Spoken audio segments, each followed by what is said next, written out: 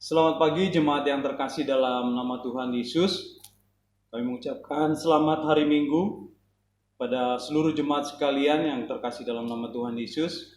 Sebelum kita masuk dalam ibadah kita pada pagi hari ini, kami dari pengurus jemaat menyampaikan beberapa hal yang kiranya perlu diketahui oleh jemaat. Seperti biasa dalam setiap ibadah kita juga lakukan pengumpulan persembahan.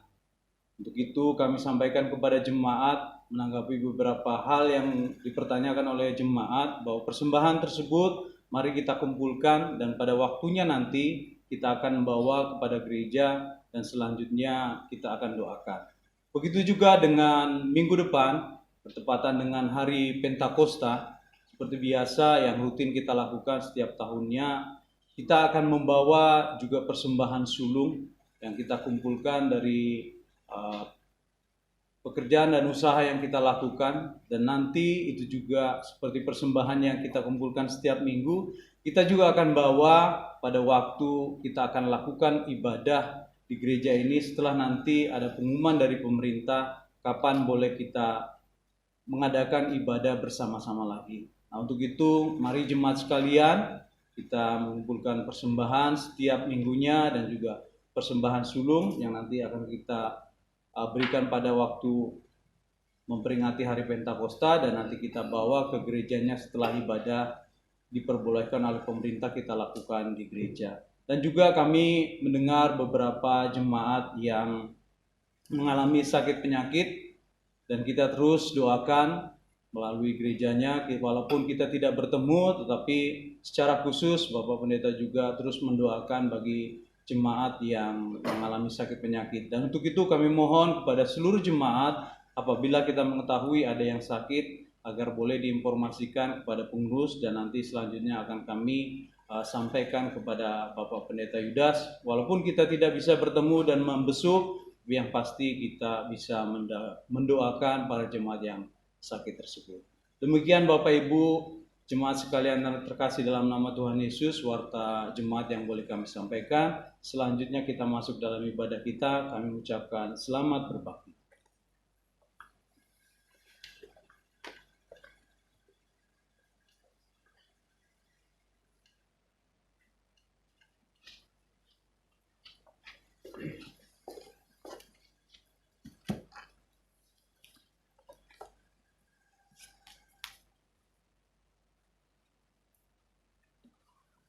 Baik, selamat pagi untuk semua jemaat yang ada di rumah.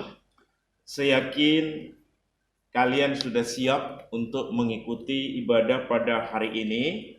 Dan saya menyapa dulu untuk semua jemaat bahwa saya sudah kangen.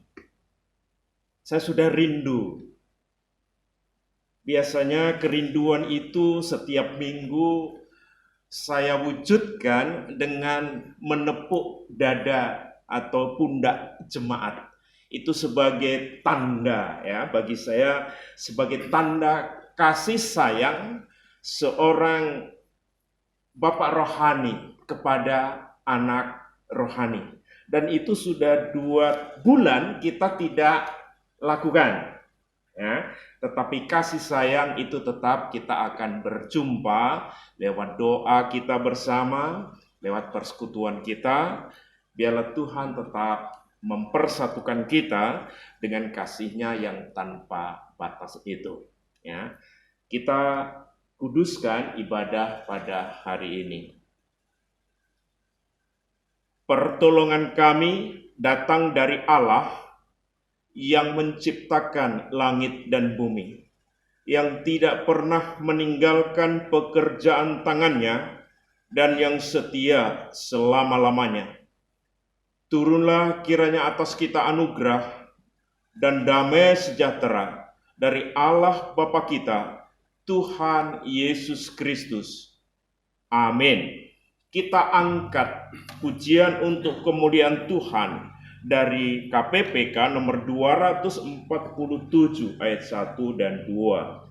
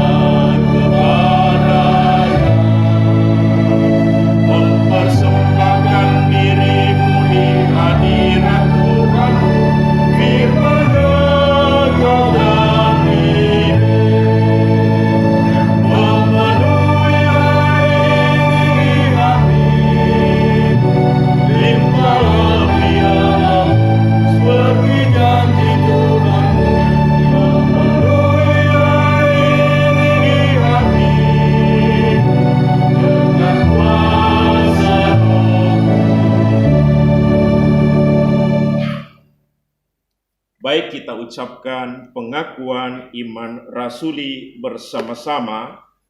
Aku percaya. Aku percaya kepada Allah, Bapa yang Maha Kuasa, Khalik langit dan bumi, dan kepada Yesus Kristus, Anak-Nya yang tunggal, Tuhan kita, yang dikandung daripada Roh Kudus, lahir dari anak darah Maria, yang menderita sengsara di bawah pemerintahan Pontius Pilatus, disalibkan, mati dan dikuburkan, turun ke dalam kerajaan maut. Pada hari yang ketiga, bangkit pula dari antara orang mati, naik ke surga, duduk di sebelah kanan Allah, Bapa yang Maha Kuasa, dan dari sana ia akan datang untuk menghakimi orang yang hidup dan yang mati. Aku percaya pada Roh Kudus, gereja yang kudus dan am, persekutuan orang kudus, pengampunan dosa, kebangkitan tubuh, dan hidup yang kekal. Amin. Mari kita berdoa. Segala puji syukur kami naikkan kepadamu, Bapa di dalam surga, karena Engkau tetap baik kepada kami. Engkau lindungi kami semua dari berbagai mara bahaya. Bahkan kalau boleh Bapa, kami mohon, biarlah tulah yang sekarang menimpa negara kami, juga menimpa seluruh dunia ini, Engkau ambil. Karena kami semua sudah sadar bahwa tanpa Tuhan kami tidak mempunyai daya, tidak mempunyai kekuatan. Dan kalau sampai saat ini Tuhan masih memberi kami hidup dan sehat, ini adalah anugerah-Mu. Kami mensyukuri itu Bapa. Biarlah ucapan syukur hari ini yang kami wujudkan dengan ibadah singkat Tuhan mau terima. Semua yang ambil bagian di dalam pelayanan juga ada di dalam Tuhan. Doa syukur kami di dalam nama Tuhan Yesus Kristus. Amin. Jemaat, kita akan muliakan Tuhan kembali dari KPPK nomor 384 ayat 1 dan 2.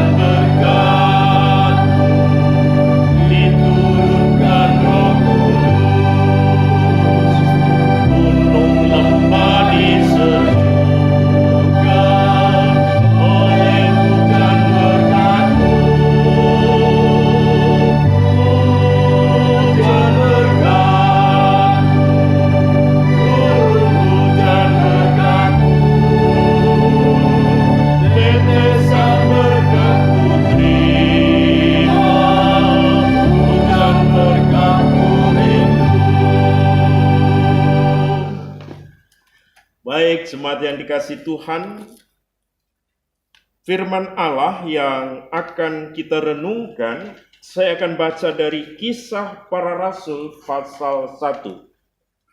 Kisah Para Rasul pasal 1, saya akan baca mulai ayat 10 sampai 14.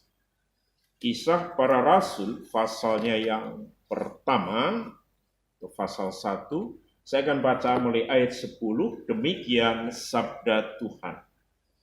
Ketika mereka sedang menatap ke langit, waktu ia naik itu, tiba-tiba berdirilah dua orang yang berpakaian putih dekat mereka dan berkata kepada mereka, "Hai orang-orang Galilea, mengapa kamu berdiri melihat ke langit? Yesus ini yang terangkat ke surga, meninggalkan kamu, akan datang kembali dengan cara yang sama seperti kamu lihat dia naik ke surga." Maka kembalilah rasul-rasul itu ke Yerusalem dari bukit yang disebut Bukit Zaitun, yang hanya seperjalanan sabat jauhnya dari Yerusalem. Setelah mereka tiba di kota, naiklah mereka ke ruang atas, tempat mereka menumpang. Mereka itu ialah Petrus dan Yohanes, Yakobus dan Andreas, Filipus dan Thomas, Bartolomeus dan Matius, Yakobus bin Alfius dan Simon orang Selot, dan Yudas bin Yakobus. Mereka semua bertekun dengan sehati dalam doa bersama dengan beberapa perempuan serta Maria ibu Yesus dan dengan saudara-saudara Yesus. Yang berbahagia, kita masih diberi kesempatan oleh Allah untuk beribadah, membaca, merenungkan, dan mempercayai sabdanya. Jemaat yang dikasihi Tuhan, renungan hari ini saya kasih satu tema teguran. 3 hari yang lalu kita telah mengadakan ibadah, yaitu memperingati peristiwa Tuhan Yesus naik ke surga. Murid-murid yang kemudian disebut sebagai rasul-rasul itu menjadi saksi hidup dari peristiwa tersebut. Namun sebelum mereka bersaksi, Tuhan perintahkan agar mereka jangan meninggalkan Yerusalem lebih dulu sebelum menerima kuasa Roh Kudus. Pertanyaannya, berapa lama mereka harus menunggu sampai janji itu digenapi? Memang Alkitab tidak menyebutkan secara jelas, tetapi kenyataannya penggenapan itu terjadi atau digenapi oleh Tuhan, yaitu 10 hari dari kenaikannya. Jadi tidak begitu lama murid-murid ini menunggu. Nah, kemudian peristiwa apa ini yang kita renungkan hari ini? Peristiwa apa yang terjadi bagi murid-murid ketika mereka menunggu dalam waktu 10 hari itu?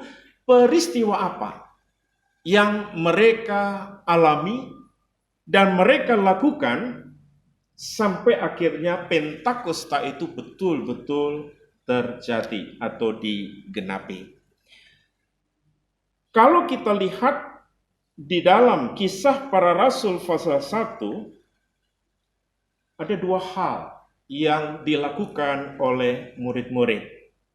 Yaitu yang pertama, dipilihnya Matias sebagai rasul. Itu yang pertama. Yang kedua, yang saya baca tadi, yaitu hadirnya 2 malaikat di tengah-tengah mereka. Ini 2 hal yang terjadi, yang dialami oleh murid-murid pada waktu itu. Coba kita lihat. Murid-murid kedatangan 2 malaikat. Pertanyaannya, untuk apa malaikat ada di tengah tengah mereka. Firman Allah memberi kesaksian ada dua hal yang akan disampaikan oleh malaikat ini. Yang pertama itu menegur murid-murid. Ya. Jemaat biasanya kalau orang ditegur itu adalah karena melakukan kesalahan atau melakukan kelalaian. Apa yang harus menjadi tanggung jawabnya itu terlupakan. Biasanya itu mendapat teguran dan banyak hal lagi yang menjadi sebab kita ditegur. Namun kalau kita periksa dengan teliti firman Allah ini, kita tidak menemukan kesalahan daripada murid-murid. Kenapa sampai mereka ditegur? Maka saya akhirnya merenungkan bahwa teguran ini bukan karena kesalahan murid, tetapi teguran di sini artinya adalah mengingatkan. Ya. Jadi murid-murid mendapat peringatan dari Tuhan lewat malaikat itu. Nah, peringatan itu kalau kita baca di sini, malaikat mengatakan, "Hai orang-orang Galilea, mengapakah kamu berdiri melihat ke langit?" Ini yang diingatkan oleh malaikat. Murid-murid diwajibkan atau diharuskan melihat ke bumi. Jangan terus melihat ke langit, tapi harus melihat ke bumi, ke dunia ini. Untuk apa? Untuk melayani seperti yang sudah difirmankan Tuhan kepada mereka, yaitu harus menjadi saksi. Ini yang diingatkan oleh para malaikat itu. Rupanya murid-murid ini setelah melihat Tuhan Yesus naik ke surga, mereka ingin naik bersama-sama dengan Tuhan Yesus meninggalkan dunia ini. Kalau itu yang menjadi keinginannya, berarti murid-murid mau lepas tangan, lepas tanggung jawab dari apa yang sudah diberikan Allah kepada mereka. Itu mereka harus pergi. Mereka harus menyaksikan peristiwa-peristiwa besar yang telah dilakukan oleh Tuhan Yesus. Itu dia lahir, dia besar, dia melayani, dia mati disalib, dia bangkit, dia naik ke surga. Itu semua peristiwa besar. Murid-murid melihat itu. Dan dia harus menjadi saksi. Saksi mata. Saksi betul-betul kejadian itu dia lihat dan dia alami. Dan itu yang harus disaksikan. Jadi murid-murid tidak diperbolehkan melihat ke atas atau ke langit dalam arti ingin terus cepat mengikuti Tuhan Yesus kembali ke surga. Jemaat yang dikasihi Tuhan, jika kita saat ini dipilih atau dipanggil Tuhan sebagai orang yang dipercaya untuk melayani Dia, apapun bentuk pelayanannya itu, marilah kita mengerjakan dengan penuh kesetiaan. Karena Tuhan memilih kita bukan berdasar pada apa yang ada pada diri kita, tetapi semata-mata karena anugerahnya. Jadi kalau sekarang juga kita ini diberi kesempatan oleh Allah bekerja, melayani, berusaha, mau di pabrik, mau usaha pribadi dan seterusnya dan seterusnya. Tuhan minta supaya kita bertanggung jawab melakukan karya itu dengan sebaik-baiknya. Yang kedua, untuk apa malaikat datang kepada murid-murid? Di sini adalah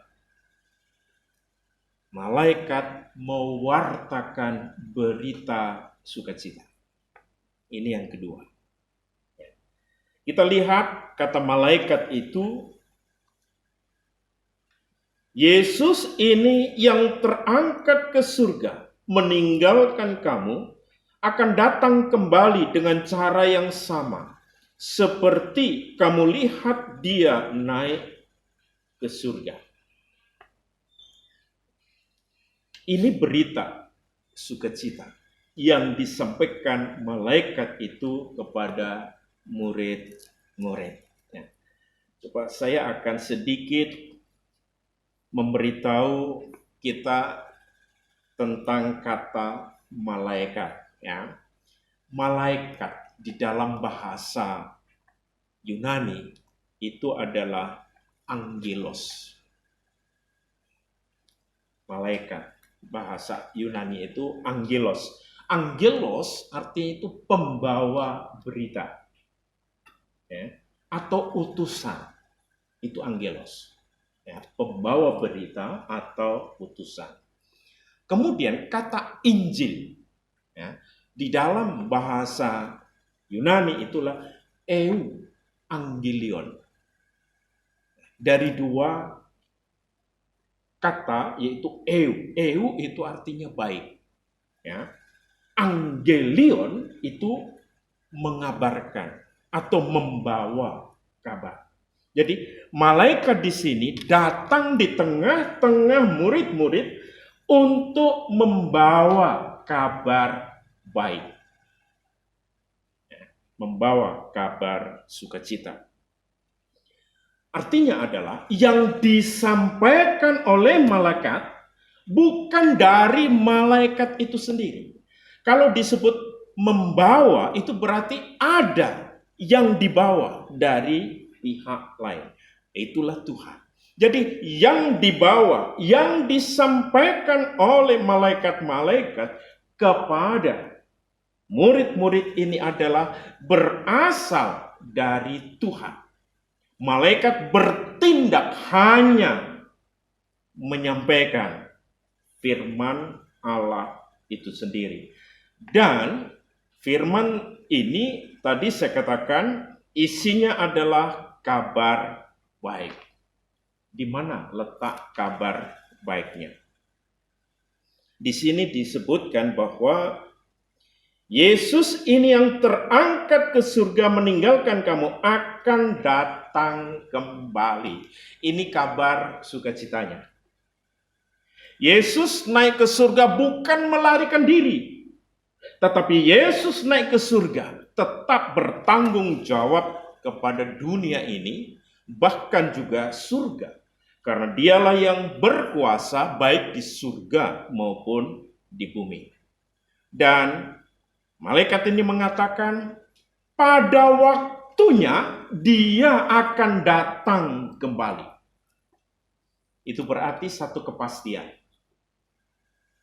Kepastian bahwa Tuhan Yesus mesti akan datang kembali. Hanya waktunya.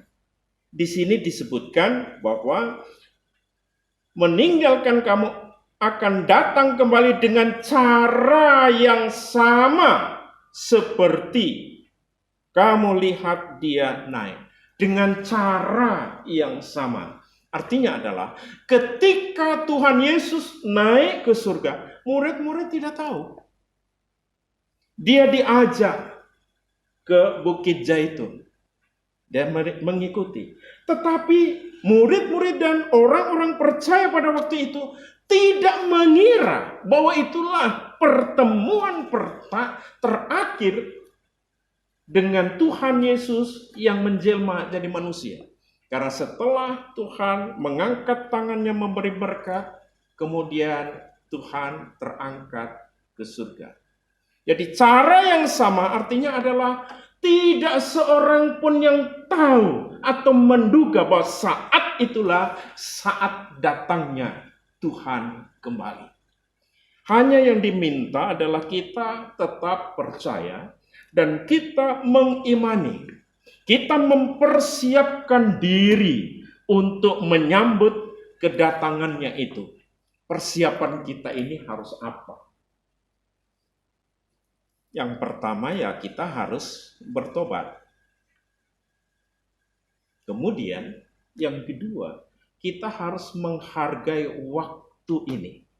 Waktu ini adalah waktu yang diberikan Allah kepada kita untuk tetap percaya kepadanya, tetap menantikan Dia, tetap berusaha menjadi saksinya, dan tetap kita mengasihi Tuhan juga mengasihi sesama kita.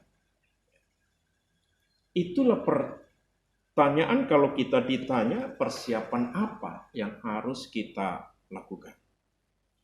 Karena yang memiliki, yang menguasai waktu sepenuhnya itu Tuhan. Kita nggak bisa menguasai. Waktu terus berjalan. Manusia tidak bisa merubah waktu itu sedikit pun. Yang bisa tahu kapan tepatnya Tuhan hadir, Tuhan datang adalah Tuhan itu sendiri.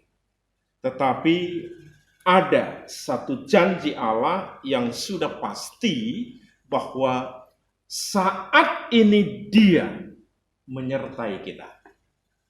Saat ini Dia tetap melihat kita, memberkati kita. Saat ini Dia yang di atas, yang di surga itu melihat kita. Secara apa adanya kita bisa melihat. Kalau kita ini di dunia ini, kita nggak bisa melihat jauh.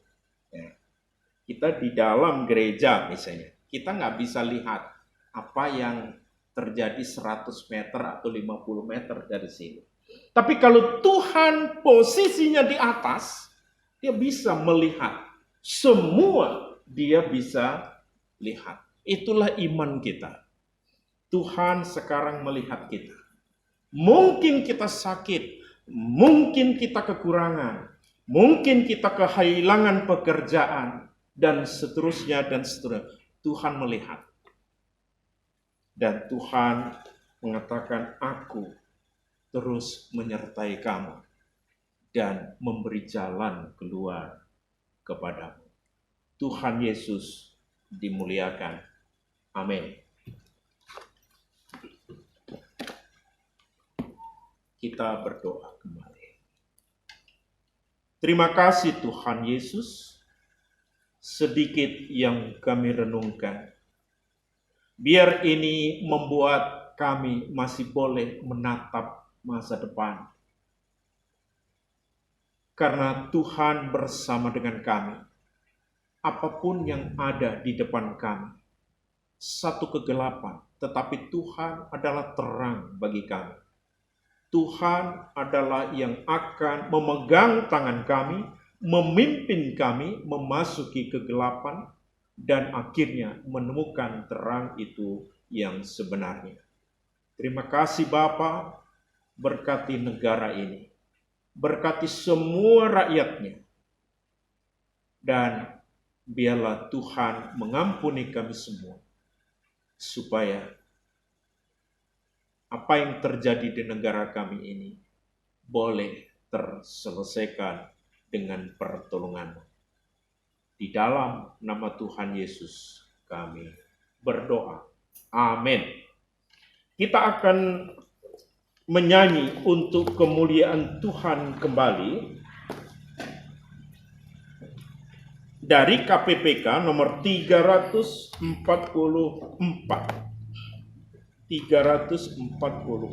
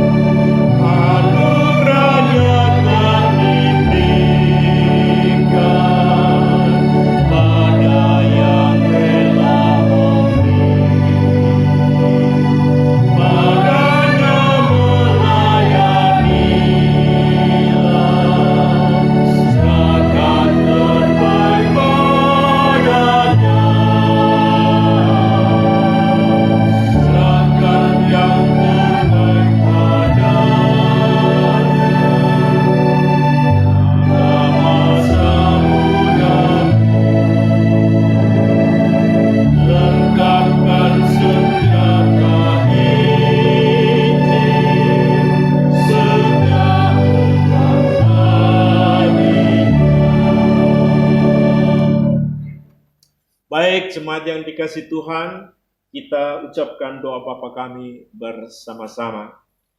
Bapa kami yang di surga, dikuduskanlah namamu. Datanglah kerajaanmu, jadilah kehendak-mu di bumi seperti di surga. Berikanlah kami pada hari ini makanan kami secukupnya, dan ampunilah kami akan kesalahan kami, seperti kami juga mengampuni orang yang bersalah kepada kami. Dan janganlah membawa kami ke dalam pencobaan, tapi lepaskanlah kami daripada yang jahat, karena Engkau mempunya segala kerajaan dan kuasa dan kemuliaan sampai selama-lamanya. Amin. Jemaat yang dikasih Tuhan, kita menerima sabdanya, kita mempercayainya, dan mari kita mohon berkat-Nya. Anugerah Tuhan kita Yesus Kristus, kasih Allah Bapa, persekutuan di dalam Roh Kudus menyertai kita pada pagi ini kekal selama-lamanya. Amin. Bapa, terima kasih.